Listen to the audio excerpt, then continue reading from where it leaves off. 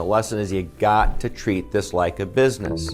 Every single individual property is its own business. That duplex is a business. That single family rental is a business. That retail strip center is its own business. It's an income producing asset.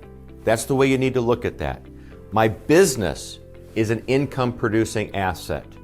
A real estate investment is the same thing. I treat my business like a business. You have to do the same thing with each one of your properties.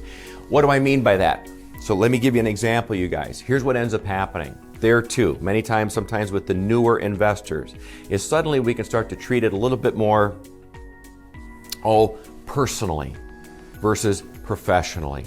So the next thing you know, it's the holiday season, and that tenant who you seem to get along with so well just tells you, listen, I might be a little bit late on rent this month. And of course, you want to be the good landlord, right? You don't want to bust their chops. You want to give them a break.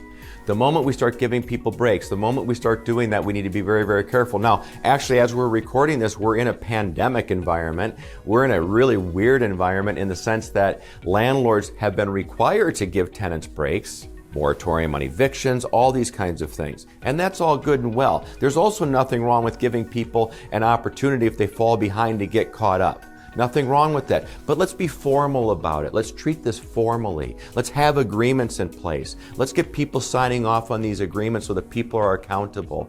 The worst thing that can happen, hey, by the way, you guys, these mistakes, I've made almost all of these mistakes. This is a mistake I've made many times over. And what is that? That's just simply that, I don't know, been too kind to a tenant. I've bought into a story, and the next thing you know, you're not a month behind on rent, you're 2 months behind on rent, you're trying to work something out with them and it can't be worked out. Well, Mark, can I paint your building for you?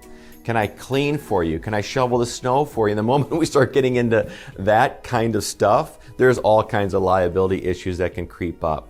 So, for many years, as I've counseled investors, I've used this little line for a long, long time and said, listen, yes, be a nice guy, be a nice gal, working with your tenants.